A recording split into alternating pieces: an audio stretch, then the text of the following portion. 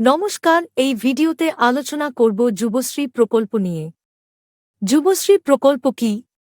এই প্রকল্পে কি কি সুবিধা পাওয়া যাবে এবং কিভাবে আবেদন করবেন অনলাইনে, সমস্ত কিছু আলোচনা করব। তো ভিডিওটি শেষ পর্যন্ত দেখতে থাকুন। প্রথমত দেখব যুবশ্রী প্রকল্প কি। কর্মহীন যুবসমাজের জন্য পশ্চিমবঙ্গ সরকার প্রতি মাসে নির্দিষ্ট অঙ্কের আর্থিক সাহায্য প্রদান করে। ওই প্রকল্পটির নাম দেওয়া হয়েছে যুবশ্রী প্রকল্প। যুবক যুবতীরা যাতে নিজেদের কর্মোদ্যোগী করে গড়ে তুলতে পারে তার জন্য এই আর্থিক সহায়তা প্রদান করা হয়। কর্মহীন যুবসমাজকে আর্থিকভাবে স্বাবলম্বী করার পাশাপাশি নতুন করে স্বপ্ন দেখাবে যুবশ্রী।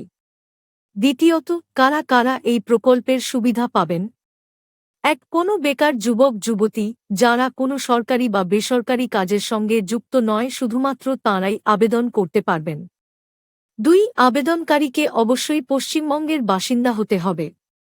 3, এমপ্লয়মেন্ট ব্যাংকে নাম নথিভুক্ত থাকতে হবে। 4, আবেদনকারীকে অবশ্যই ন্যূনতম ক্লাস 8ম শ্রেণী পাশ করতে হবে।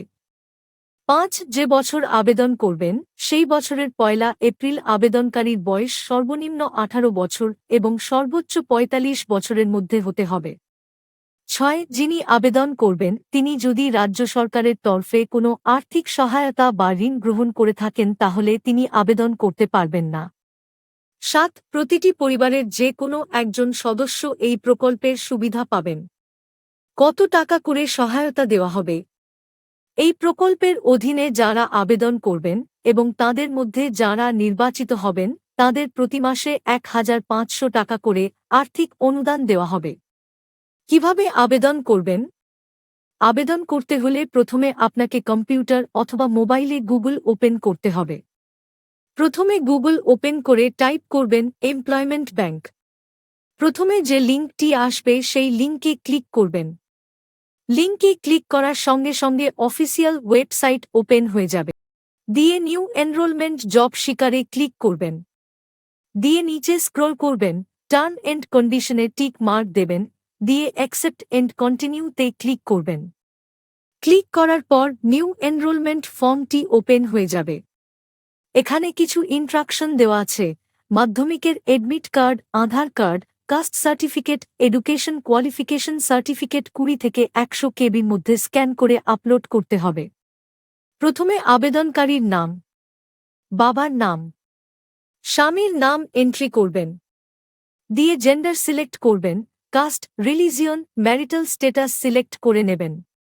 তারপর ডেট অফ বার্থ ও প্রতিবন্ধী কিনা সিলেক্ট করবেন। পোস্টাল অ্যাড্রেস, এখানে আপনার ঠিকানা এন্ট্রি করে দেবেন। স্টেট অলরেডি সিলেক্ট হয়ে থাকবে, এখানে জেলার নাম, সাব ডিভিশন ও ব্লক সিলেক্ট করবেন। এখানে পিন কোড এন্ট্রি করবেন, এক্সচেঞ্জ অফিসের নাম সিলেক্ট করবেন, তারপর মোবাইল নাম্বার ও ইমেল আইডি বসিয়ে দেবেন। এখানে আপনার আধার নাম্বার এন্ট্রি করবেন। দিয়ে নিচে স্ক্রল করবেন, এখানে এডুকেশন ডিটেলস এন্ট্রি করতে হবে, পরীক্ষার নাম, বোর্ড, কত সালে পাস এবং পার্সেন্টেজ এন্ট্রি করে দেবেন। তারপর আছে ল্যাঙ্গুয়েজ, আপনি কি কি ভাষা জানেন অ্যাড করে দেবেন। এখানে আছে শারীরিক পরিমাপ, উচ্চতা, ওজন ও ছাতির পরিমাপ দিতে হবে। কোনো কাজের অভিজ্ঞতা থাকলে এখানে সমস্ত ডিটেলস এন্ট্রি করবেন। এখানে আপনার এডিশনাল ইনফরমেশন দিতে হবে, প্রুফ অফ রেসিডেন্স সিলেক্ট করবেন, প্রুফ অফ রেসিডেন্স নাম্বার দেবেন। একটু নিচে স্ক্রল করবেন, ক্যাপচা ঘরে ক্যাপচা এন্ট্রি করবেন। তারপর টার্ম এন্ড কন্ডিশনে টিক দিয়ে সাবমিটে ক্লিক করবেন। সাবমিটে ক্লিক করার পর এই রকম নতুন অপশন পাবেন। নিচে স্ক্রল করে প্রথমে মাধ্যমিকের এডমিট কার্ড আপলোড করবেন, তারপর আধার অথবা ভোটার আপলোড করবেন, এখানে কাস্ট সার্টিফিকেট আপলোড করবেন, নিচে আপনার শিক্ষাগত যোগ্যতার সার্টিফিকেট আপলোড করবেন। তারপর সাবমিটে ক্লিক করে দেবেন। সাবমিটে ক্লিক করার পর রেজিস্ট্রেশন ফর্ম জেনারেট হয়ে যাবে। এই ফর্মটাকে প্রিন্ট আউট করে নেবেন। অ্যাপ্লিকেশন সাবমিট করার 72 ঘন্টার পর আপনার মোবাইলে মেসেজে ইউজার আইডি ও পাসওয়ার্ড পাঠিয়ে দেওয়া হবে এমপ্লয়মেন্ট এক্সচেঞ্জের তরফ থেকে। তো বন্ধুরা, আজকের ভিডিও এই পর্যন্ত। পরবর্তীতে এই রকম লেটেস্ট আপডেট পাওয়ার জন্য চ্যানেলকে সাবস্ক্রাইব করবেন আর যদি ফেসবুক থেকে দেখছেন পেজটাকে ফলো করতে ভুলবেন না।